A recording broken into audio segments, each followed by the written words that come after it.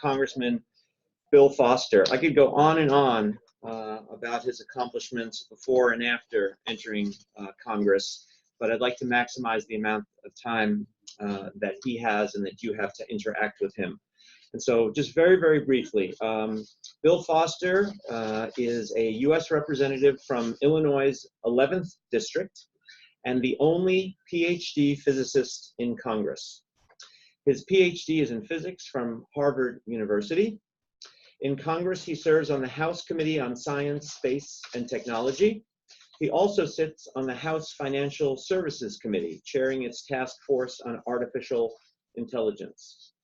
Prior to being elected to Congress, he was a high-energy physicist and particle accelerator designer at Fermi National Accelerator Laboratory. Without any further ado, Congressman Bill Foster. Well, thank you, Alan. I'm really pleased to be speaking here at the Nuclear Energy and Space Symposium. This is a topic that I really think is going to be important to our species. And I'd really like to thank Alan and the Nuclear Proliferation Prevention Project for organizing this event, and for all the speakers who are providing their insight. As Alan mentioned, I sometimes introduce myself as saying that I represent 100% of the strategic reserve of physicists in the United States Congress. But for more than 20 years, I worked at Fermi National Accelerator Laboratory. And I guess another thing that's usually omitted from my bio is I'm actually the son of a scientist who left scientists and became a civil rights lawyer. And my father wrote a lot of the enforcement language behind the Civil Rights Act of 1964. And that's a big part of the question I always get, and I'll try to foreclose it, is how I decided to leave science and enter public service. And so that's a big part of that. As the only physicist remaining in Congress, when I entered Congress, I was actually the third PhD physicist. We had Vern Ehlers, who is a very thoughtful and moderate Republican who somehow came out of Berkeley in the 1960s as a Republican. And of course Rush Holt, who's now running the AAAS, and which I learned a lot from. I'm also in Congress. I'm also proud to co-chair the Congressional Nuclear Security Working Group Caucus.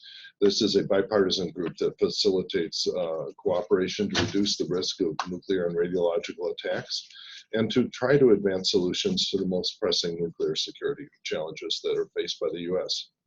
And one of the issues that I've focused a lot of my attention on is the minimization worldwide of the use of high-enriched uranium, or HEU, for non-weapons purposes.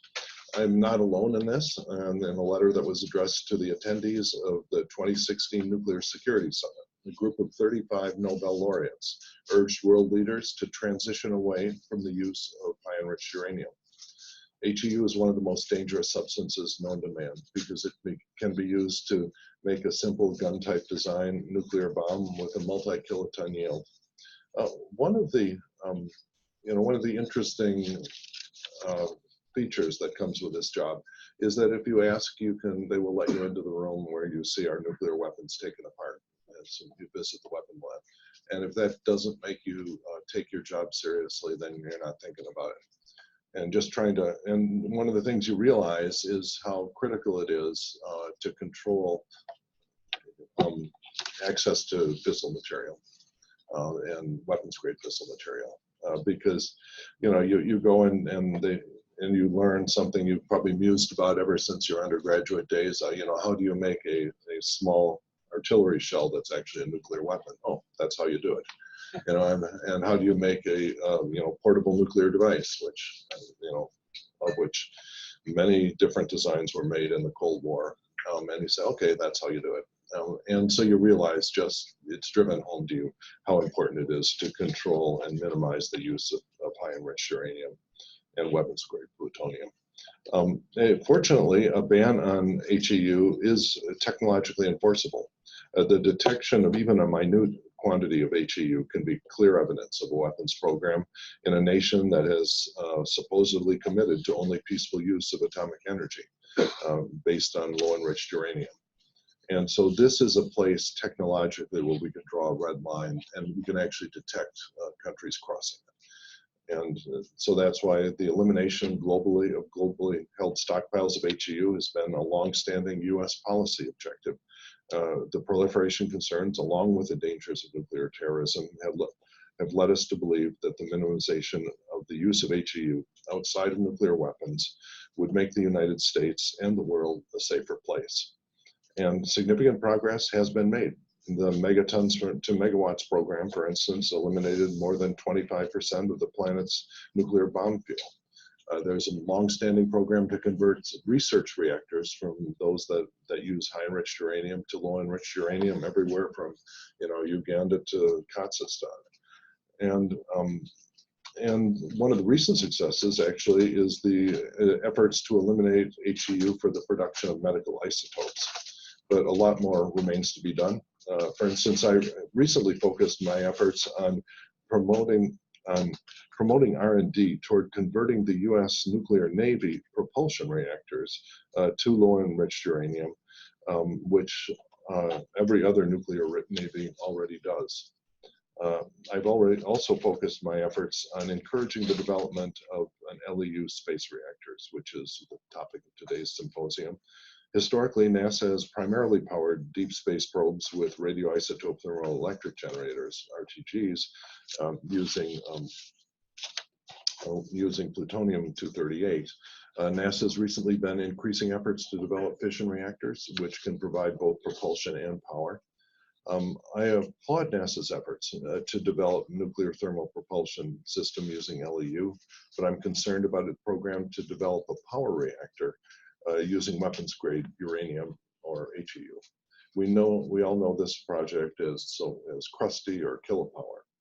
The concern here is that if numerous spacefaring nations all start using HEU reactors, then this would necessarily involve utilization of a significant amount of weapons-grade material in space and on Earth in countries around the world.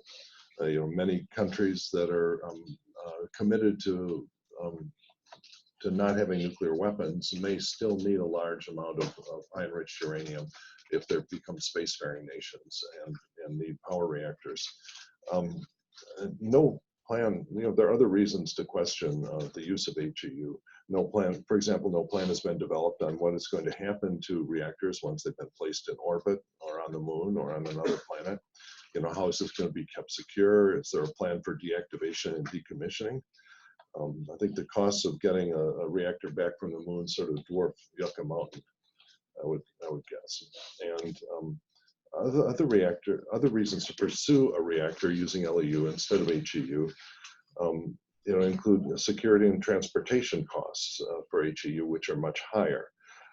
And so it's my belief that when you look at the total project cost for LEU versus HEU, even though you take a hit in the performance and the size of the reactor, you get a lot of that money back in the reduced security costs and transportation costs and everything else, and just the amount of time you have to spend in things like security reviews and so on, if you have a project that only uses low enriched uranium.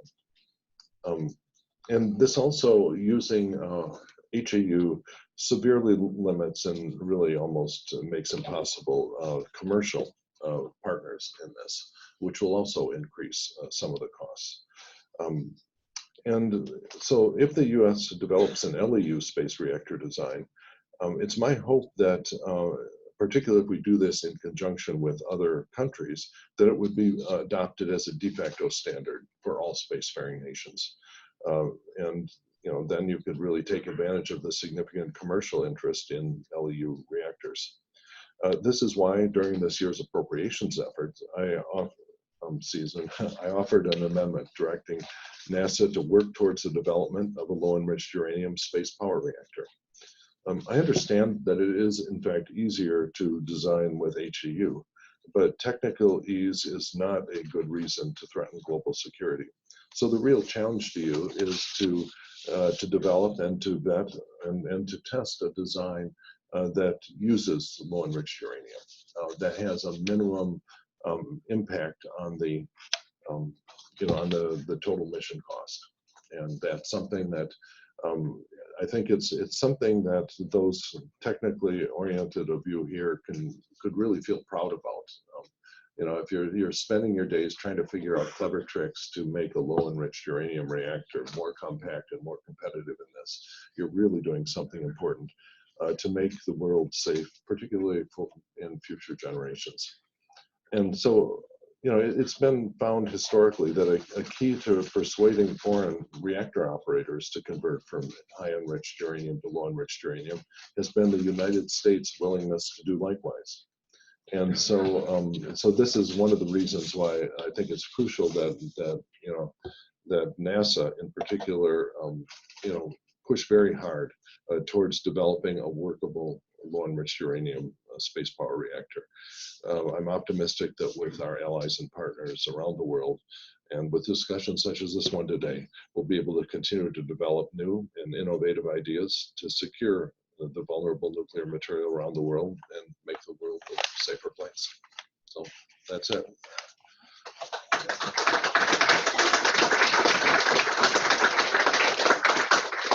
Well, that was great. There's usually if you give a politician an open mind, then it just can go on for a long time. But that was incredibly interesting.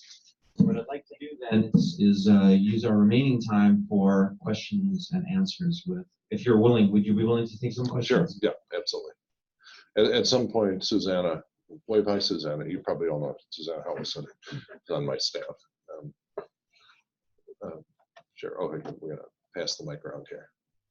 You know, there's this great technology to embed the microphone in a cube of foam rubber. Have you seen that ever? Okay, yes.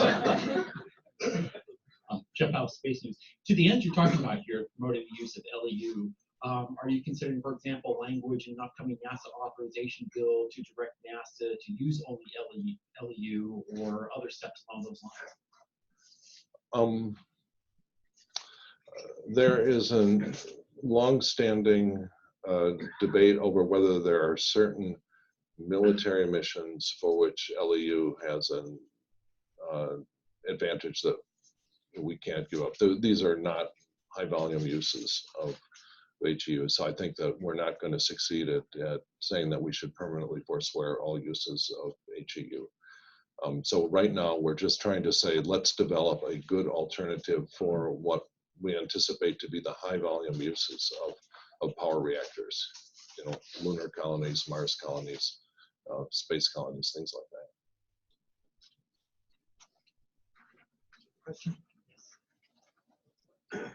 Joseph Kohler, Aerospace Corporation. From your perspective, where do you see the technology needs in terms of what research, or, I mean, earlier we heard that there's significant research necessary to develop an LEU. What is the TRL level at the Zero Amendment committed to fund long-term research? Well, trying to get Congress to commit to long-term anything is, you know, just not possible, right? But I think the logic on this is clear enough, and I've had good luck explaining it to members on both sides of the aisle.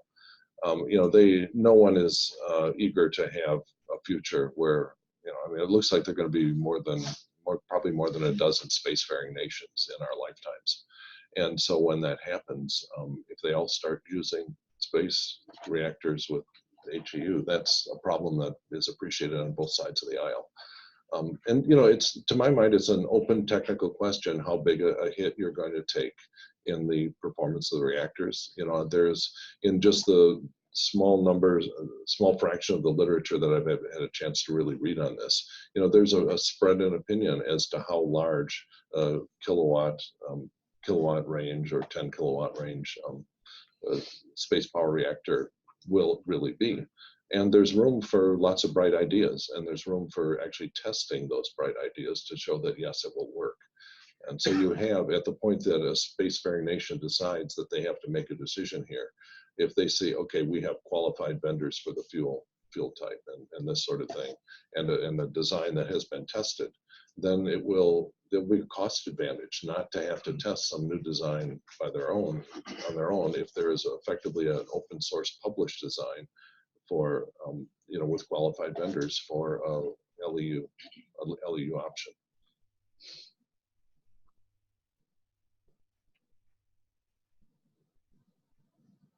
And Jeff Catalan, Pacific Northwest National Lab.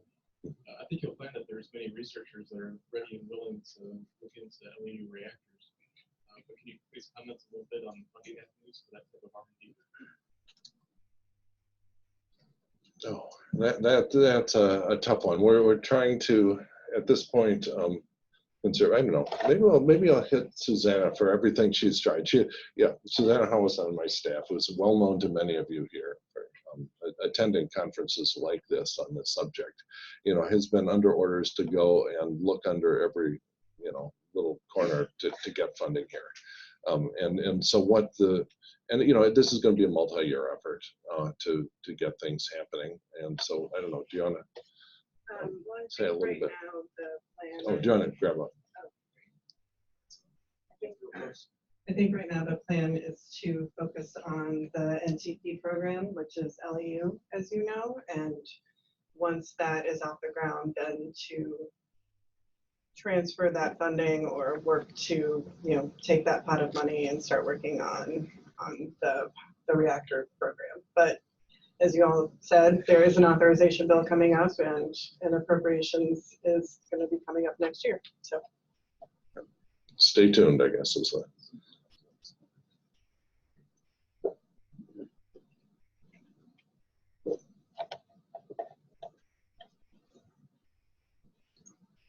I feel like Monty Hall. Hi, my name's Edwin Kindler. You mentioned that you'd had some success speaking with your colleagues in government on kind of this issue. Would you be able to talk any more about kind of existing political will to direct our efforts more towards LEU, and not just political, but also any public opinion feedback that you've heard on this issue?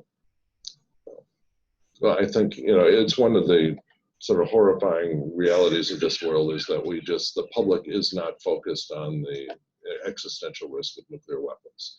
And I think, my personal theory on this is just so painful to think about it that the public has put it out of its mind.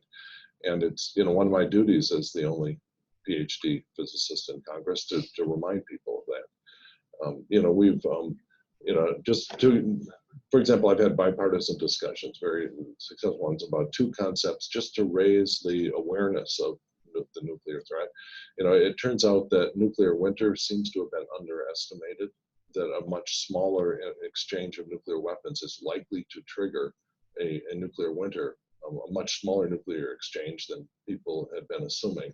The public sort of thinks it's only the US and the Soviet Union that can, create a nuclear winter, and it appears as though that's not the case. We have much more advanced climate modeling. And so getting that out back in the public sense. I think I've also had good discussions on simply, anytime there's a member newly elected to Congress, you get briefings on a number of things, everything from, treating your staff fairly to all sorts of ethical things. But if one of those briefings was, okay, here are the plans that we have as a country, 1 day, 1 week, 1 year after a nuclear exchange, and let people think for even an hour about the reality of that, I think that would cause members to take that part of their job more seriously. And it's very tough. Politics doesn't do well with minimizing tail risk. Unless it has a high probability of affecting the next election, forget it. And so if you can be a hero by cutting the budget for something that has a minute reduction in actual risk, even with a huge consequence if that risk happens, then that's a trade-off that too many politicians make. And so that's, one of the, and this is, I think if we win that big fight and just continuing to elevate the awareness of nuclear threats among members of Congress, I think that's our best way to make it diffuse out into the public as well. And this will then turn out to be some minuscule fraction of the effort on this. But it's something that, because it's not a huge amount of money that you need to make it happen, and I anticipate there may be a fair amount of international enthusiasm for this too. I've been told that that the actual codes, the neutron transport codes, and the and so on, at the level of sophistication that are needed here, are actually not classified, and so that you could actually publish. I'm getting some positive responses from that, and so that's actually very significant. So you can actually have an international collaboration using non-classified codes to validate the design of something before you build it. Steve Allen from Howard Industries. Do you want to comment on the possibility or your perspective of private industry development? This is specifically a nuclear rocket using the LEU. Do you think this all has to be done by agencies and government, or can private world do it? Well, I would hope the private world would. I mean, you know, I think there's probably a federal role in providing a test facility for these, and you know, the whole disposal avenue and so on. But the actual construction, you know, the cartoon level designs that I have seen for these look like they should be buildable in industry. And if you're limiting yourself to LEU, the security is not a showstopper on it. So I would hope there would be interest. You know, we have a few of these billionaires that appear to have very long planning horizons, probably longer than Congress's, in fact. So they'll realize this is a key enabling technology, and there may be some modest amount of money, at least for an R&D demonstration thing, through that avenue as well. I'll abuse the chair and ask a question myself. As we've been reminded recently by the news, Congress and the executive branch are co-equal branches of government, including on this issue. And so I'd like to ask, you sit on the science committee, how has been the interaction between NASA and the Hill on this issue? Are you being kept as fully informed as you should be? Are your questions being answered in a timely manner? Is there any more information you feel you need to know? I guess so. Yeah, that's a Susanna question, because you know. Well, in terms of being informed, we did submit some questions for the record, and as far as I know, that was back in April, and we still haven't gotten the responses yet from the administrator. So probably the answer to that would be no. But anytime we reach out directly to staff, or we work with OSTP and others, we've had great response. So it's a complicated relationship. Yeah, but I was very encouraged that a recent someone appointed by the administration, which I won't go into, you know, I raised the issue of, you know, at least what is my long-term dream of getting a strengthened NPT that has a ban for non-weapon states on enriching above 20%. You know, that to my mind, it should be the next step in strengthening the Iran nuclear deal when they rejoin the NPT, and you know, that actually, you know, that's one of the, you know, my long-term plans in trying to accomplish this, and an international effort that succeeds at this, I think, would get that, you know, get some motion in that direction. And I was encouraged to have a discussion with a member of the administration who immediately latched onto that as something that was a good thing, to strengthen the NPT with a ban on enriching to APU, which I was encouraged. You know, it wasn't immediately viewed as a showstopper. And now whether they're going to burn any political capital to make that happen is unclear. But this is, you know, again, it's a long-term plan. But if you just try to game out what sort of deal could be sold to, you know, now Saudi Arabia wants to enrich in some form, you know, Iran, you know, preserves its right to enrich. You know, under what circumstances could you have a regional agreement that would actually prevent large stockpiles of nuclear weapons usable material? You know, because the difficulty is under the NPT, a non-nuclear state has the right to enrich potentially large quantities of high enriched weapons usable material. And this is a fundamental weakness in the design of the NPT, and there may be an opportunity to fix it. Susan Boss from Global Nuclear Network Analysis. So one of the questions I have for you is I've been looking at this issue from both space power and the policy side, and those are both my background. And it seems like one of the possibilities might be to say, right now we have a short-term goal. You know, we're looking at the moon and putting a base there, and we're also looking at deep space. We're looking at nuclear electric propulsion, where we really need HEU for these short term. But in the long term, as we're beginning to look at higher power, we're looking at bases. I think Edwin Lyman showed us how ludicrous it would be to continue to put 10 kilowatt systems, you know, for a 700,000 person base. But if you had that many people, you would start saying, you know, how do I redesign it? What does my system look like? And you would start looking at things differently. So it almost seems like a two-path solution is really what we need right now. And it's like short term, we may need to go with the HEU, look at the risk and really examine, can we only do some of these deep space missions and these early missions with HEU? Knowing though at the same time in a parallel path, we're developing, say, zirconium hydride so that we could go to an LEU system for like the next step, the higher power.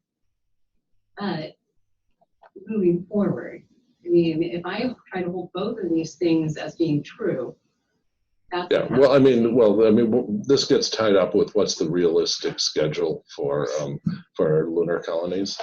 Okay, we anxiously await. I've asked every administrator that's been in front of us in the science committee, could you give me a budget for colonizing Mars that goes out 30 years? And haven't yet received an answer for that. Okay, and so that very much relates to the realistic timescales that we're talking about here. And so it is my feeling that you can do a lot of R&D before you'll need many reactors in space. There may be a very limited window for one or two or a small handful of missions, but I think I would like to push as rapidly as possible to because it'll be tough for if you're doing this because it makes the mission cheaper. Okay, because ultimately you can always go to a bigger booster and with only money solve the problem for essentially all missions. And so then if you say, well, we're going to do this because we're the United States of America, but all you potential spacefaring countries, you're going to have a more expensive thing because we don't want you to do it, it's not going to be received well. And so I think it's, in the long-term national security investment regime, we can afford going to a slightly bigger booster for whatever missions in question. It's not going to be enjoyed by the people advocating for those missions, but it's not, I don't believe, a technical impossibility. And there's a question of what the numbers are, right? And so that's why you only know that when you have a vetted design, which is optimized for both cases.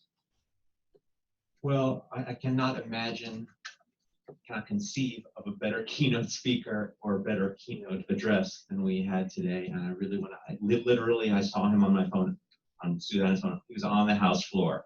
And then he got in a car and he came here directly to be with us. It's very generous of you, very gracious of you. Thank you for today. And thank you for all your work on this issue. Please join me in thanking our